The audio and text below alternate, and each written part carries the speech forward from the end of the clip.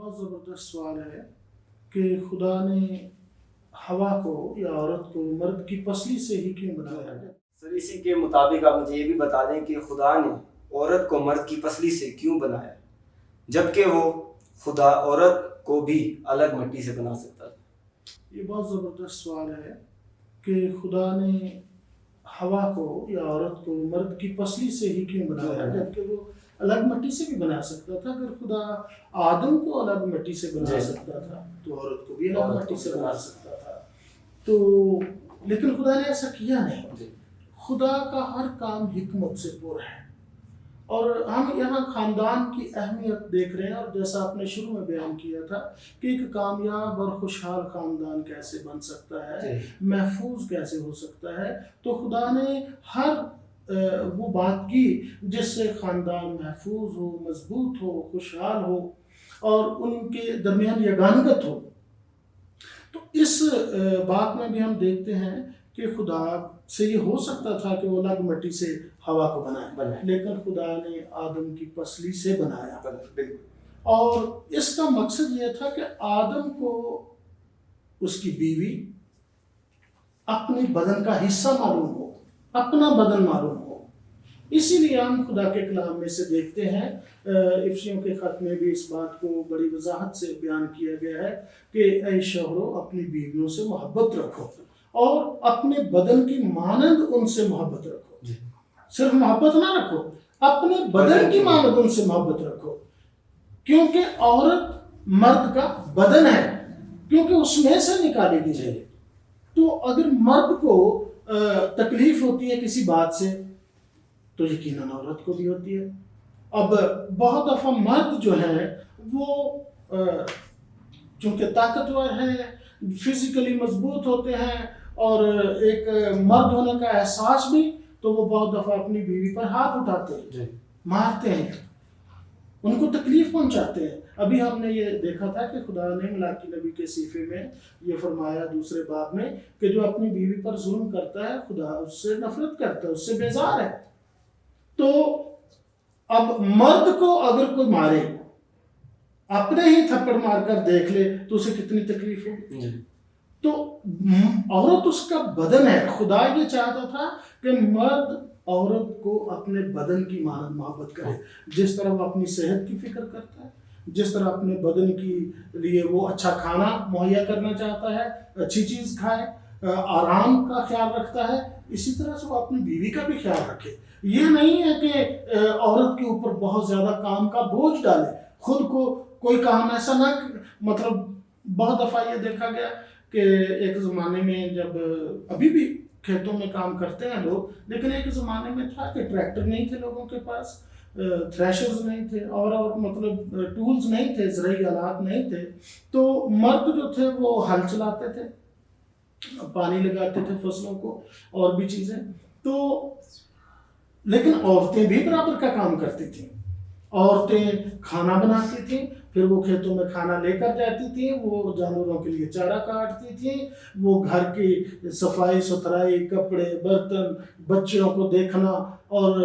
ہر چیز، تو وہ بھی صبح سے اٹھتی تھیں اور رات تک کام کرتی تھیں۔ لیکن بہت سے مرد تھے جو پھر بھی ان کو مارتے تھے،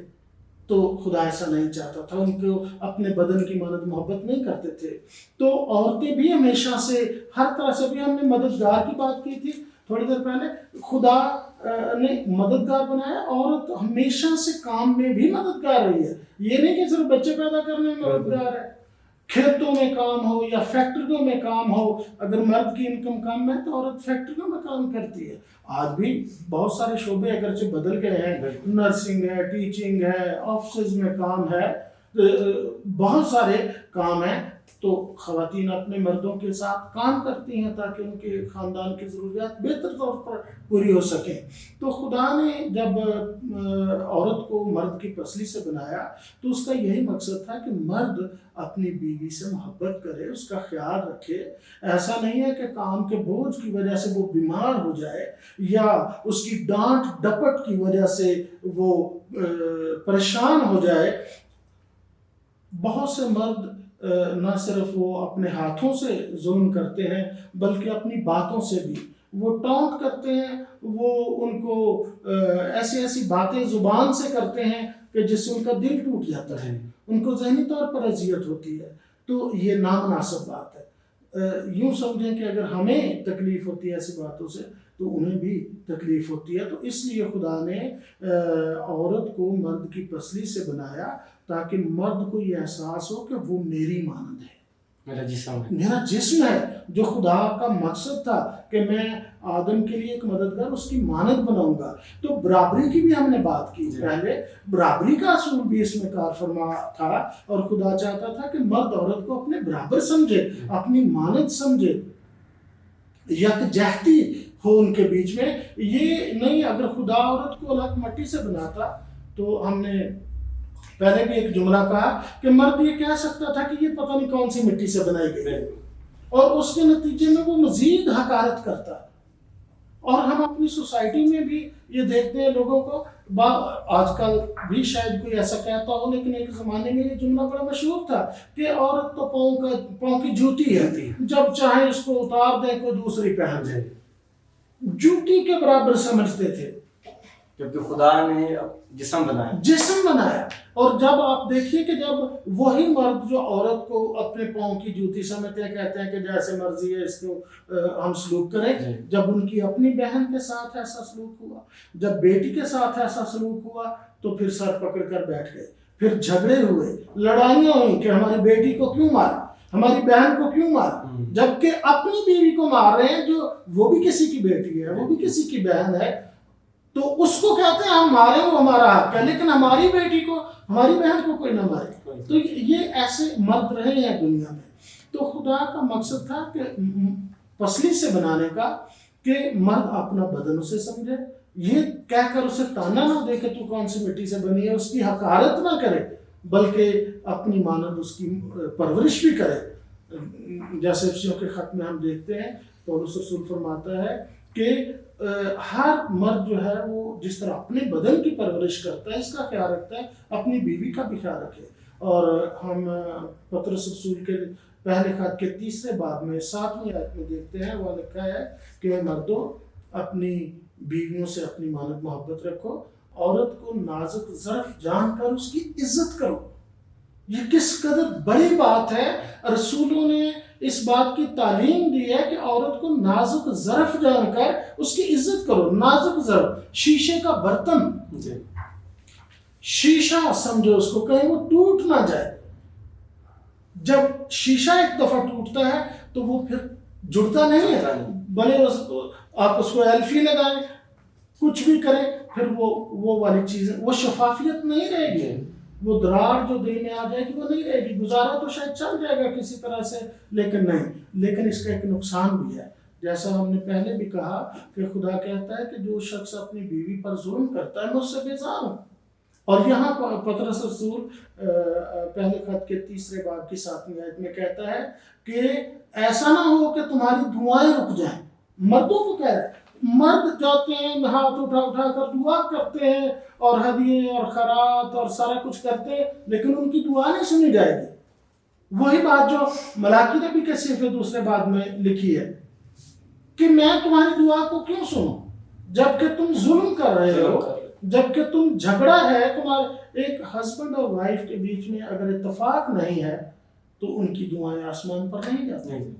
جب ان کے بیچ میں اتفاق ہے، وہ باہم مل کر دعا کر سکتے ہیں، پھر ہی۔ اب ایک طرف مرد پر اکیلا دعا مانگ رہا ہے، خدا مجھے برکت دے، یہ وہ ساری چیزیں، جبکہ دوسری طرف عورت خدا کے حضور اس کی شکایت کر رہی ہے کہ یہ آدمی مجھ پر ظلم کر رہا ہے۔ تو خدا بے قصور کی دعا کو، فریاد کو سنتا ہے، خدا مظلوم کی سنے گا، تو وہ ظالم کو پھر اس کی دعا کا جواب نہیں دے گا،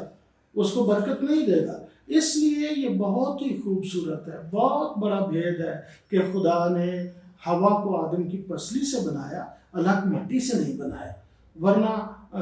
مرد اب بھی جبکہ ایک بدن کا حصہ ہے، اب بھی ایسی بات کہتے ہیں، تو اگر الگ مٹی سے بنایا گیا ہوتا تو پھر تو بہت زیادہ حقارت کرتے، پھر تو بہت زیادہ اسے برا بھلا کہتے، لیکن خدا کی یہ مرضی نہیں ہے۔ اس میں یہ بھید ہے۔ دیکھا جائے تو یہ بہت بائبل کے مطابق یہ بہت مضبوط رشتہ ہے۔ خداوند کے کلام میں ہم یہ دیکھتے ہیں کہ خاندان کو خدا نے وہ اہمیت دی ہے کہ اس کی مطلب ہم لفظوں میں بیان نہیں کر سکے.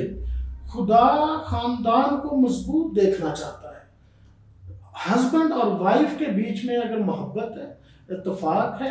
لڑائی جھگڑا نہیں ہے، وفاداری ہے، ان کی اولاد سیکھے گی. اور یہی بات ملاکی نبی کے صحیفے میں بھی لکھی ہے تاکہ خدا ترس نسل پیدا ہو. جب ہسبینڈ اور وائف وفادار ہیں، ایک دوسرے سے محبت کرتے ہیں، دعا کرتے ہیں، تو ان کی اولاد سیکھے گی کہ ہمارے ماں باپ ہمارے لیے کیسا اچھا نمونہ ہے. لیکن جب ان کے بیچ میں جھگڑا ہے تو اولاد باغ ہو جائے گی. اولاد ماں باپ سے متنفر ہو جائے گی کہ ان کی لڑائی جھگڑے کی وجہ سے باہر ہماری عزت نہیں ہے. لوگ ہم کو جو ہے وہ اچھی نظر سے نہیں دیکھتے کہ یار آج بھی اس کے ماں باپ لڑے تھے، آج بھی اس کے باپ نے اس کی ماں کو مارا تھا، آج بھی اس کی ماں نے اس کے باپ کو مارا تھا، گالی گلوچ کیا تھا. تو بچے احساس کمتری کا شکار ہوتے ہیں، اور جب ان کی عزت نفس مجروح ہوتی ہے تو وہ ماں باپ کے خلاف ہو جاتے ہیں، وہ باغی ہو جاتے ہیں اور ماں باپ کی پھر عزت نہیں کرتے. اور یوں بچے بھی خدا کے گناہ گار بنتے ہیں، کیونکہ کلام میں لکھا ہے